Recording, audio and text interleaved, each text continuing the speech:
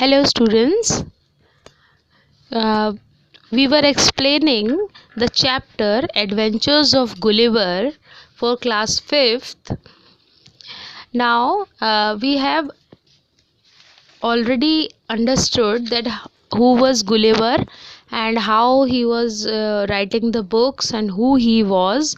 और हमने एक पैराग्राफ भी इसका पढ़ लिया था जिसमें हमने देखा था कि किस तरीके से शिप डूबने के बाद में गुलिवर ने अपने आप को ग्राउंड पे पाया और किस तरीके से ये देखा कि हज़ारों रस्सियाँ उसके शरीर को ज़मीन से बांधे हुए हैं। इसके आगे हम लोग देखते हैं। In a little time, I felt something alive moving on my foot.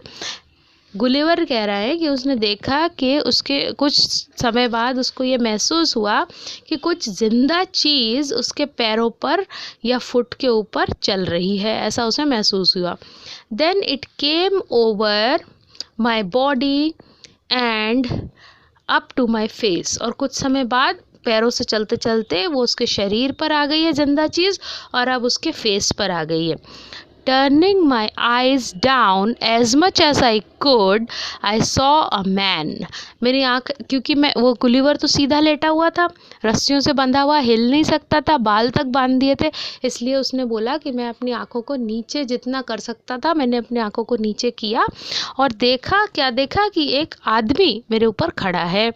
He was not half a foot high. आधा फुट से भी ज़्यादा बड़ा नहीं था, वो लंबा नहीं था। By his dress he seemed to be a soldier. उसके कपड़ों से ऐसा लग रहा था, सीम्ड मतलब ऐसा महसूस हो रहा था, ऐसा लग रहा था, ऐसा मालूम हो रहा था कि वो एक सोल्जर है. Then there came 40 more following the first. और उसके पीछे पीछे बाद में और 40 आ गए सोल्जर की ड्रेस पहने हुए.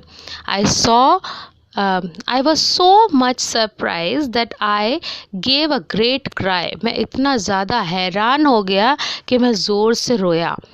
Then they all ran back in a great fear. मेरी आवाज़ सुन के रोने की वो सब पीछे भागे बहुत ज़्यादा डर के मारे. And as I was told later, some of them were hurt in jumping down from my side on the ground. कुछ लोगों को चोट भी लग गई क्योंकि डर के मारे वो मेरे शरीर से ज़मीन पर कूदे. पहले ही बताया कि वो लोग आधे फुट से भी ज़्यादा लंबे नहीं थे, इसलिए क्या बोला है कि शरीर से नीचे कूदे और बहुत ज़्यादा डर के मारे कूदे तो उनको चोट भी लग गई. After pulling very hard I got one arm up from the ground. बहुत ज़ोर लगाने पर मैंने अपना एक हाथ जो कि ज़मीन पर रस्सियों से बांध दिया गया था, गाड़ दिया गया था, उसे मैं उठाने में सफल हो गया. I also raised my head. मैंने ज़ोर लगा के अपना सिर भी ऊंचा किया. This gave me great pen for many of the hairs were pulled out. क्योंकि इससे मुझे बहुत दर्द हुआ. It also है ना, I also raised my head, ऊपर किया. This gave me a great pen. इससे मुझे बहुत ज़्यादा दर्द हुआ क्योंकि बहुत सारे बाल जो है मेरे खींच के उखड़ चुके थे. I put out my hand to catch some of the little man. मैंने अपना हाथ बढ़ाया छोटे छोटे आदमियों को पकड़ने के लिए.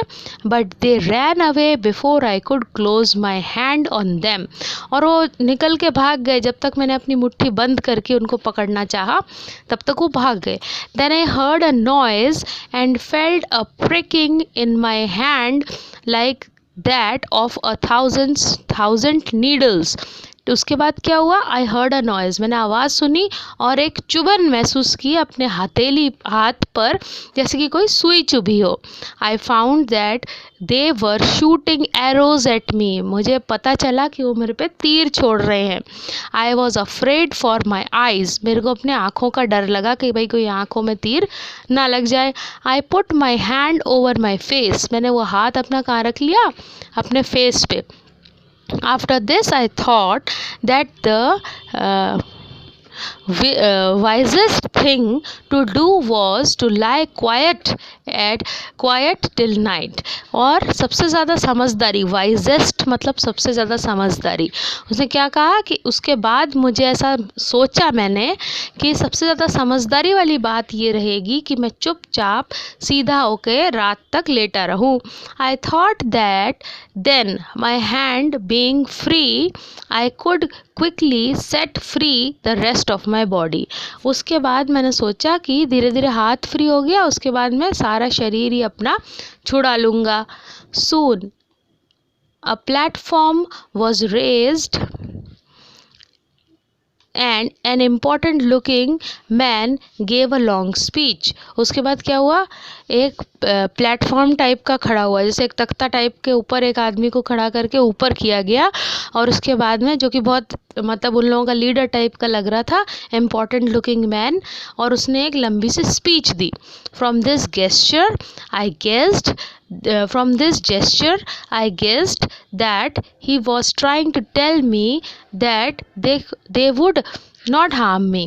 तो उसके इस लेक्चर देने से मुझे ऐसा समझ में आया, उसके हाव भाव से, जेस्चर मतलब ये इस प्रयास से, भाई मारना होता तो मार देते उसको, लेकिन उठ के स्पीच दी तो उससे मुझे ऐसा महसूस हुआ कि वो लोग ये कहना चाह रहे हैं, ट्राइंग टू टेल मी, ऐसा कहना चाह रहे हैं कि वो मुझे नुकसान नहीं पहुंचाएंगे. They would not harm me. If I did so they told, ठीक है, if I did they told, I too replied with gestures that I would remain quiet. मैंने भी क्या कहा, मैंने भी रिप्लाई में ये कह दिया कि मैं भी चुपचाप रहूँगा. I also told them that I was hungry. मैंने उनको ये भी बताया कि मैं बहुत भूखा हूँ.